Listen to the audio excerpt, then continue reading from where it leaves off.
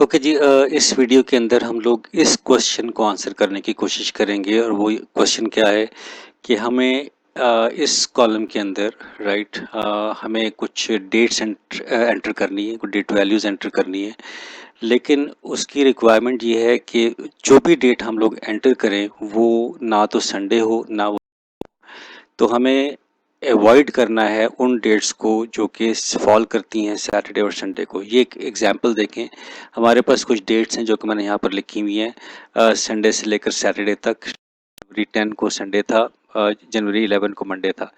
तो ये वाली जो डेट्स हैं, ये वाली डेट्स मुझे चाहिए कि ये एंटर हो जाएं, ठीक है, जबकि बाकी वाली जो डेट हैं संडे और सैटरडे को ये एंटर ना हो। इसके लिए हमें डेटा वैलिडेशन का के ज़रिए काम करना पड़ेगा, लेकिन डेटा वैलिडेशन के जो अवेलेबल फीचर्स हैं उनको तो हम इस्तेमाल नहीं कर सकते। इसके लिए हमें कस्टम का जो फीचर है डेटा वैलिडेशन के अंदर उसका इस्तेमाल करना पड़ेगा। इसके लिए हमें एक लॉजिक बिल्ड करनी पड़ेगी, और लॉजिक बिल्ड हमें कुछ इस तरीके से करनी पड़ेगी कि कुछ हमें मज़ीद फंक्शंस की ज़रूरत होगी। उनको इस्तेमाल करते हुए हम लोग एक क्राइटेरिया बिल्ड करेंगे, और हम लोग ये चेक करेंगे कि कौन सी जो डेट है वो संडे को फॉल हो रही है, कौन सी सैटरडे को फॉल हो रही है, राइट। उसको फिर हम कंबाइन करेंगे और फिर हम इसको देखने की कोशिश करेंगे।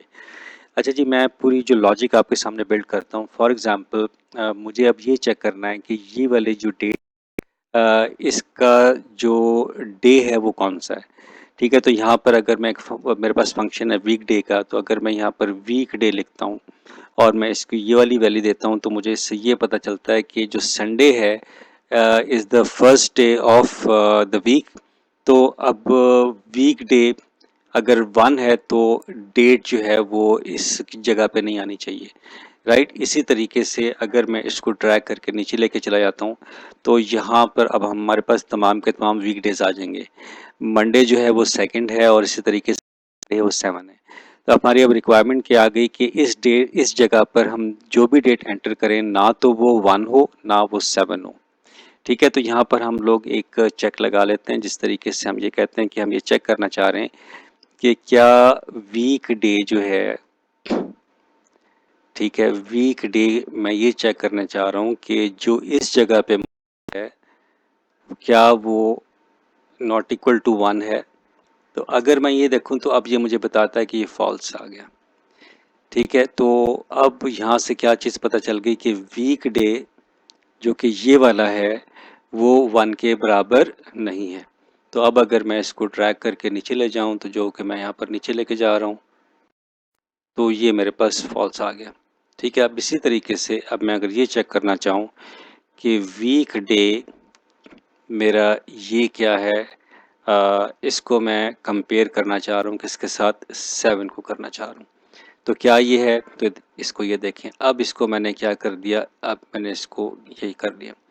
अब यहाँ से मुझे ये पता चल रहा है कि ये नॉट इक्वल टू, क्या ये नॉट इक्वल टू 1 है, तो इसका ये फॉल्स आ गया कि ये इक्वल टू 1 है। बाकी तमाम के तमाम ट्रू आ गए। जबकि इसके केस के अंदर हमारे पास क्या है कि क्या डे 7 के बराबर है कि नहीं है। तो यहाँ पर नॉट इक्वल टू 7 है, तो इसका मतलब ये सारे के सारे ट्रू, ये नॉट इक्वल टू 7 है। जबकि ये इक्वल टू 7 है, तो इसलिए यहाँ पर फॉल्स आ गया। तो ये मेरे पास दो क्राइटेरियाज आ गए। अब इसको मैं चेक करना चाह रहा हूँ कि दोनों का जो रिजल्ट है, यानी कि बोथ, ऐसी डेट जो कि संडे और सैटरडे ना हो। तो अब इसके लिए मेरे पास एक फंक्शन है, तो मैंने यहाँ पर एंड लिखा, और एंड के साथ मुझे चेक करना चाह रहा है ये वाली कंडीशन और ये वाली कंडीशन। तो जैसे ही मैंने ये किया तो इसका रिज़ल्ट मुझे फॉल्स आया, क्योंकि एंड के केस के अंदर हमें पता है कि एंड का रिज़ल्ट उस वक्त, पहले तो बात ये कि एंड दो कंडीशंस को कंबाइन करता है और उसका रिज़ल्ट उस सूरत में ट्रू आता है जबकि दोनों का जो रिज़ल्ट है वो ट्रू हो। जबकि यहाँ पर देखें ये फॉल्स, ये ट्रू है, तो ये क्या आ गया, फॉल्स आ गया। अब इसी तरीके से अगर मैं ड्रैग करके यहाँ पर ले जाऊँ और यहाँ से मुझे ये पता चल गया, ठीक है, तो ये फॉल्स आ गया और ये फॉल्स आ गया। तो इसका मतलब है कि ये वाली डेट मुझे नहीं चाहिए और ये वाली डेट मुझे नहीं चाहिए, बाकी ये वाली जो डेट्स हैं वो मुझे चाहिए, ठीक है। ये वो लॉजिक है जो कि हम लोगों ने बिल्ड की डेटा वैलिडेशन के लिए। इसी तरीके से अगर मैं अब इसी चीज़ को यहाँ पर लिखूँ, मैंने अब चेक करना है एंड, और मैंने एंड के बाद यहाँ पर लिखा वीक डे, ठीक है, वीक डे ये आ गया, और मुझे चेक करना है इसके केस के अंदर क्या ये वाली वैल्यू नॉट इक्वल टू क्या है, 1 है। और इसी तरीके से दूसरी जो मैंने यहाँ पर लिखी कि वीक डे जो है वो इस वाली जो वैल्यू है इसको हम लोगों ने चेक करना है अगेंस्ट 7 के साथ। या मैंने 7 किया और इसके बाद मैंने इसको बंद कर दिया। अब इसका रिज़ल्ट या तो ट्रू आएगा या फॉल्स आएगा।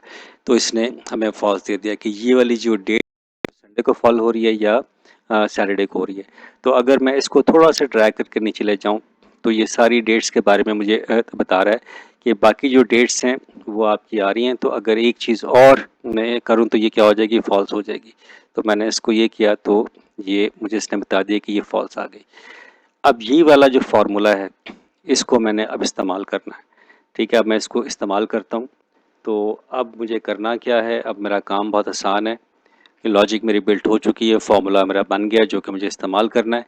ये वो सेल्स हैं जहाँ पर मुझे डेट, मैंने यहाँ पर डेटा वैलिडेशन किया और डेटा वैलिडेशन करने के बाद मैंने ये वाला जो फार्मूला है यहाँ पर ऑलरेडी मैंने कॉपी किया। बस फ़र्क सिर्फ इतना है कि यहाँ पर हम चेक कर रहे हैं D4 जबकि मैंने यहाँ पर क्या लिखा हुआ है B4। तो अब सिर्फ आपने क्या करना है कि ये वाला फार्मूला एज इट इज़ यहाँ पर लिखना और इसको ओके कर देना। जैसे ही आपने ओके किया तो ये जो कंडीशन है ये यहाँ पर सेट हो गई।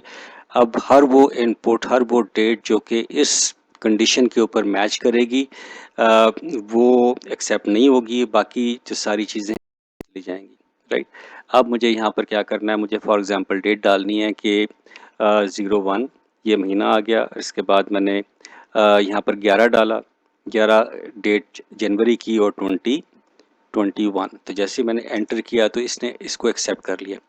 लेकिन अगर मैं ये काम करता हूँ कि 1 और 10, ठीक है, 10 जनवरी को 2021 में क्या था, जैसे ही मैंने एंटर किया तो इसने मुझे यहाँ पर एरर दे दिया कि this value does not match. ठीक है, रीट्राई करूँगा और इसको फिर फॉर एग्जांपल मैं यहाँ पर 12 कर दूँ। 12 किया, एंटर किया तो इसको इसने एक्सेप्ट कर लिया। अब सैटरडे का भी देख लेते हैं। तो सैटरडे में हमारे पास आ रहा है 16 को। तो 16 जनवरी मैंने लिखा कि ये 16 जनवरी और इसके बाद 2021। जैसे मैंने 2021 किया तो यहाँ पर देखें इसने मुझे अलाउ नहीं किया। इसके बाद मैंने इसको रीट्राई किया, इसकी वैल्यू चेंज की। फॉर एग्जांपल 17 को भी देख लेते हैं। मैंने 17 किया एंड यहाँ पर भी 17 को सैटरडे 16 को आ रहा है तो ऑब्वियसली संडे 17 को आएगा। तो इसने वो भी एक्सेप्ट नहीं किया। तो अगर मैं 18 करूँगा तो जैसे मैंने यहाँ पर 18 किया, 18 करके एंटर किया तो इसने इसको एक्सेप्ट कर लिया।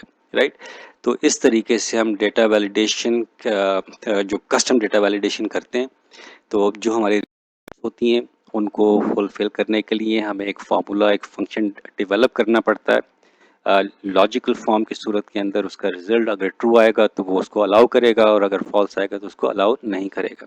राइट, आई होप के कॉन्सेप्ट इज अंडरस्टूड।